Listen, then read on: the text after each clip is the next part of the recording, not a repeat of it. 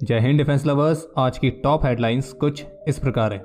जहां आज पूरा भारत श्री राम की धुन में मग्न था, तो वहीं दूसरी तरफ पाकिस्तान ने श्री राम मंदिर को लेकर जारी करी एक स्टेटमेंट।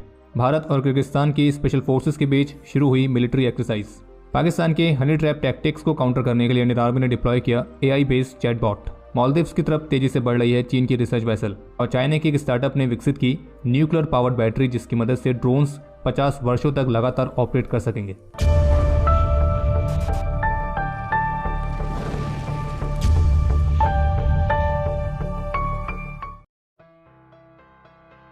तो इस पहले अपडेट पर आगे बढ़ने से पहले आप सभी को जय श्री राम।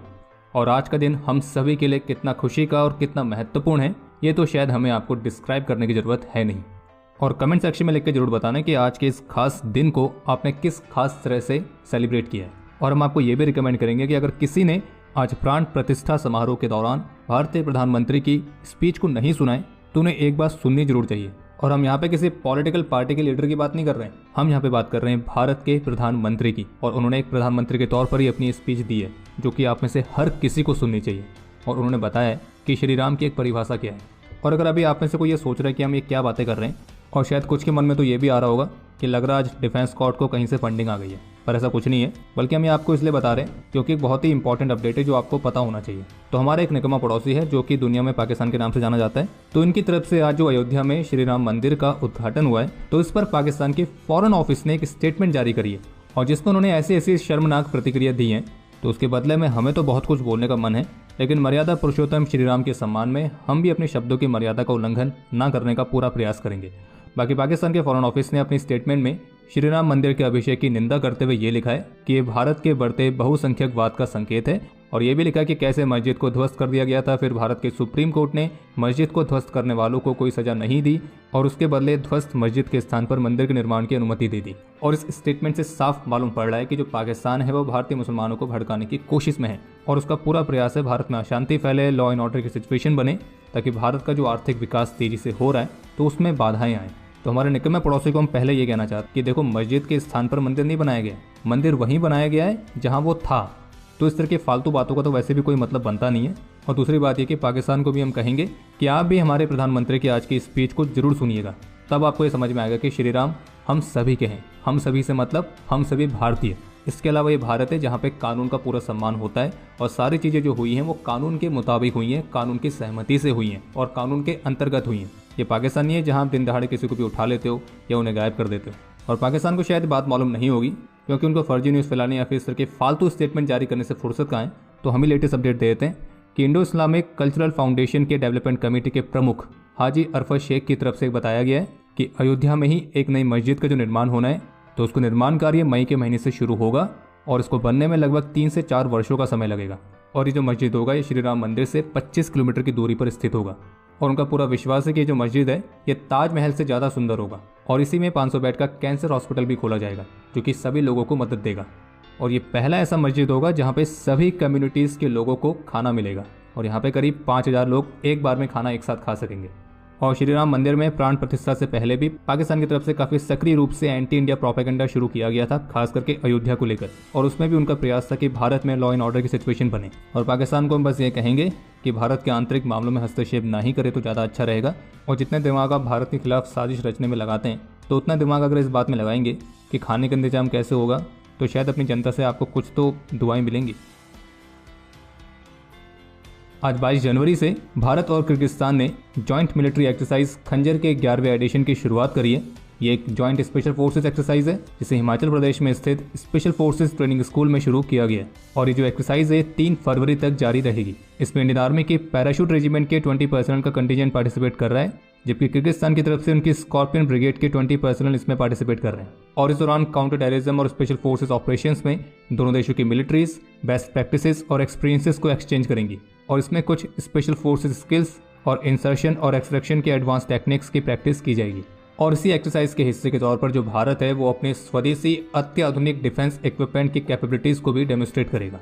और जबकि इसके अलावा एक और इंटरेस्टिंग अपडेट है कि इजिप्ट के साथ भी एक joint special forces exercise cyclone के दूसरे एडिशन में पार्टिसिपेट करने के लिए इंडियन आर्मी के पैराशूट रेजिमेंट की स्पेशल फोर्सेस के 25 पर्सनल का कंटिजेंट इजिप्ट पहुंच चुका है और भारत और इजिप्ट की स्पेशल फोर्सेस के बीच जो ये साइक्लोन एक्सरसाइज आयोजित की जा रही है तो ये 22 जनवरी से 1 फरवरी तक जारी रहेगी। जबकि इस एक्सरसाइज का जो पहला एडिशन था वो पिछले साल भारत में आयोजित किया गया था और इस एक्सरसाइज में इजिप्ट की तरफ से उनके इजिप्शियन कमांडो स्क्वाड्रन और इजिप्शियन एयरबोर्न प्लाटून के 25 पर्सनल इसमें पार्टिसिपेट कर रहे हैं और इस एक्सरसाइज का उद्देश्य रहेगा डेजर्ट और सेमी डेजर्ट टेरेन में स्पेशल ऑपरेशंस की प्रैक्टिस करना और इसमें सब कन्वेंशनल डोमेन में स्पेशल ऑपरेशंस के प्लानिंग और एग्जीक्यूशन सब शामिल रहेगा। ये एक्सरसाइज 3 फेज में कंडक्ट होगी। पहले फेज में शामिल रहेगा मिलिट्री एग्जीबिशन और टैक्टिकल इंट्रैक्शन। दूसरे फेज में आईईडीज, काउंटर आईईडीज, कॉम्बैट फर्स्ट एड, तो इन सभी की ट्रेनिंग पर फोकस ज़्यादा रहेगा। और जो तीसरा और फाइनल फेज होगा तो उसमें बिल्टअप एरिया और हॉस्टेज रेस्क्यू सिनेरियोज के आधार पर जॉइंट टैक्टिकल एक्सरसाइज कंडक्ट की जाएंगी और ये एक्सरसाइज दोनों देशों की आर्मीज की बाइलेटरल रिलेशंस को और मजबूत करने में अपना महत्वपूर्ण योगदान देगी। भारत के क्रूशियल क्लासिफाइड इन्फॉर्मेशन को चुराने के लिए जो पाकिस्तान की आईएसआई द्वारा हनी ट्रैप वाली जो टैक्टिक का इस्तेमाल अक्सर किया जाता है तो उसको काउंटर करने के लिए अब इंडियन आर्मी ने आर्टिफिशियल इंटेलिजेंस की मदद ली है और इसी के तहत इंडियन आर्मी ने एक एआई बेस्ड चैट बॉट विकसित किया है और ये AI chat bot territorial army द्वारा विकसित किया गया है जो कि व्हाट्सएप पर ऑपरेट होता है और इसका काम यह है कि अलग अलग सिनेरियोज को मिमिक करके सोल्जर्स के साथ एक सिमुलेटेड कन्वर्सेशन शुरू कर सकता है। यानी कि सीधे सीधे कहा जाए तो इसका मेन ऑब्जेक्टिव है ऐसे इंडिविजुअल्स को आइडेंटिफाई करना जिनके हनी ट्रैप जैसे टैक्टिक में फंसने के चांसेस सबसे ज़्यादा हो सकते हैं और फिर ऐसे इंडिविजुअल्स को आइडेंटिफाई करके जो कमांडिंग ऑफिसर होगा तो फिर वो उन्हें अच्छी तरह से ट्रेन करके उन इंडिविजुअल्स को इस तरह के खतरे से बचा सकता है और उन्हें इनके प्रति और अधिक संवेदनशील बना सकता है। और चूंकि ये एआई पर बेस्ड चैटबॉट है तो इसके साथ आप जितना ज़्यादा इंटरेक्शन करेंगे तो ये उसी के आधार पर लगातार कुछ ना कुछ सीखते रहता है जिसका फायदा मिलेगा ट्रेनिंग को और ज़्यादा इफेक्टिव करने में। और इस तरह के चैटबॉट को विकसित करके डिप्लॉय करने का उद्देश्य है आर्मी के जो साइबर सिक्योरिटी को मजबूत करने वाले प्रयास हैं तो उनको और तेज करना। और आप ये भी कह सकते हैं कि ये एक ऐसा प्रयास है कि टेक्नोलॉजी से ही उत्पन्न होने वाले खतरे को काउंटर करने के लिए टेक्नोलॉजी का ही इस्तेमाल करना। और जबकि इसको लेकर यूरेशियन टाइम्स की तरफ से जो रिपोर्ट जारी की गई है तो उसमें आर्मी ऑफिशियल के हवाले से बताया गया है कि ये जो एआई बॉट है व्हाट्सएप के माध्यम से सोल्जर्स के साथ कन्वर्सेशन कर सकता है, अलग अलग सिनेरियोज को मिमिक कर सकता है और सामने से सोल्जर का जो भी रिस्पॉन्स आएगा तो उसी के आधार पर एआई बॉट आगे काम करता रहेगा। और ये भी कहा गया कि यूनिट में जो अधिकतर आर्मी पर्सनल होंगे तो वो अननोन नंबर से आने वाले अनचाहे मैसेजेस को तुरंत ही ब्लॉक कर देंगे।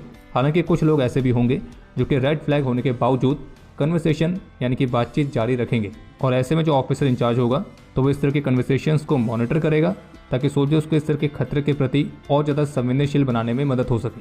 बाकी अगर आप यहाँ तक वीडियो देख चुके हैं तो कृपया करके वीडियो को लाइक जरूर करें और श्री राम मंदिर में प्राण प्रतिष्ठा समारोह के संपन्न होने पर डिफेंस कॉर्ड की सुपर ऐप पर जो स्पेशल डिस्काउंट ऑफर चल रहा है तो आपको बता दें कि वो ऑफर केवल 25 तारीख तक ही वैलिड रहेगा जिसमें आप शुभ 21 कूपन कोड का इस्तेमाल करके 21% डिस्काउंट प्राप्त कर सकते हैं। और इसलिए अगर आप इस ऑफर का फ़ायदा उठाना चाहते हैं तो यही सही समय है। हमारी जो मोबाइल एप्लीकेशन है उसका लिंक इस वीडियो के डिस्क्रिप्शन में दिया गया है।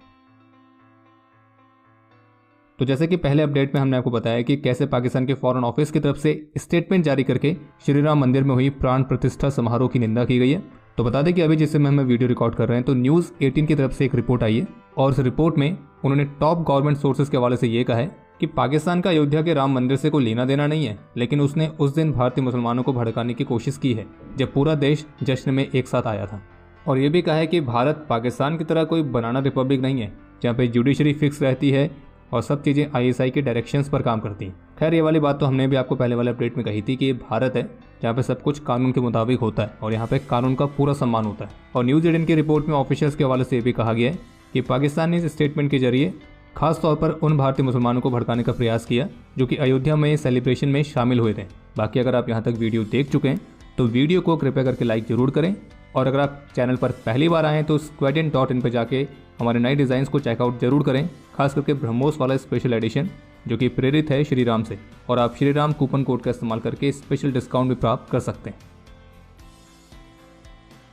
साउथ चाइना मॉर्निंग पोस्ट की रिपोर्ट के मुताबिक चीन में स्थित एक स्टार्टअप है जिसका नाम है बेटावोल्ट टेक्नोलॉजी। तो इनकी तरफ से दावा किया गया है कि इन्होंने एक ऐसी न्यूक्लियर पावर्ड बैटरी को विकसित किया है जो कि साइज में एक कॉइन से भी छोटी है और ये 50 वर्षों तक के लिए लगातार पावर प्रोवाइड कर सकती है। इसको फिलहाल के लिए नाम दिया गया है BV100।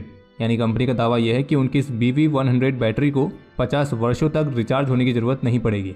और कंपनी ने इस बैटरी का जो प्रोटोटाइप तैयार किया है तो उसमें न्यूक्लियर आइसोटॉप्स द्वारा जारी एनर्जी का उपयोग किया जाता है और फिर सेमीकंडक्टर्स की मदद से उस एनर्जी को एक इलेक्ट्रिक पावर में कन्वर्ट किया जाता है। और कंपनी का दावा यह है कि उनकी ये जो बैटरी है ये स्मार्टफोन से लेकर ड्रोन्स जैसे डिवाइसेस में इस्तेमाल हो सकती है। और अगर इस तरह की बैटरी को ड्रोन में इस्तेमाल किया जाए तो वो ड्रोन कई वर्षों तक बिना जमीन पर उतरे ही लगातार उड़ान भर सकेगा, क्योंकि उसे रिचार्ज होने की जरूरत पड़ेगी ही नहीं। और दावा यह भी है कि ये बैटरी एक्सट्रीम कंडीशंस जिसमें 120 डिग्री सेल्सियस से लेकर -60 डिग्री सेल्सियस तक का टेम्परेचर आता है, तो उसमें भी आसानी से परफॉर्म कर सकती है। और ये किसी तरह के पंक्चर या गन फायर से भी रेजिस्टेंट है। और इंडस्ट्री एक्सपर्ट्स के मुताबिक इस तरह की बैटरी का इस्तेमाल सिविलियन पर्पस के साथ साथ कई अलग अलग मिलिट्री एप्लीकेशंस में भी काफ़ी ज़्यादा किया जा सकता है, जैसे कि लंबे समय तक ड्रोन्स को हवा में ऑपरेट करने के लिए, या फिर डीप सी मॉनिटरिंग डिवाइसेस में जिसमें एक्सट्रीम कंडीशंस में लॉन्ग टर्म पावर सप्लाईज की रिक्वायरमेंट रहती है। और कंपनी की योजना है कि इस वर्ष के अंत से इस बैटरी का मास प्रोडक्शन शुरू करना। बाकी चाइनीज कंपनी द्वारा उनके इस बैटरी को लेकर जो इतने दावे किए गए,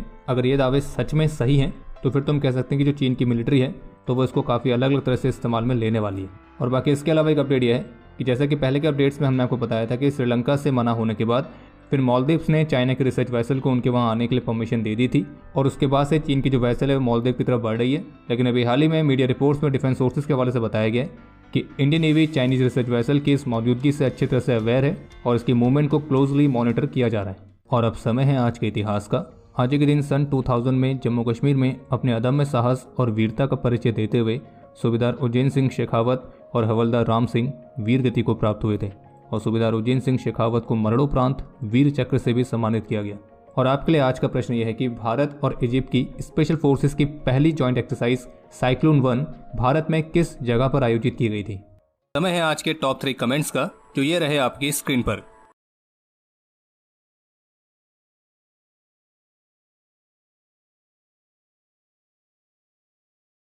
तो हमारे आज के इस एपिसोड के लिए इतना ही। उम्मीद है आपको एपिसोड पसंद आया होगा। पसंद आया तो वीडियो को लाइक जरूर करें। कोई भी सुझाव या सवाल हो तो उसके लिए कमेंट सेक्शन ओपन है, और squadin.in पे जाके नए डिजाइन्स को चेकआउट करना ना भूलें।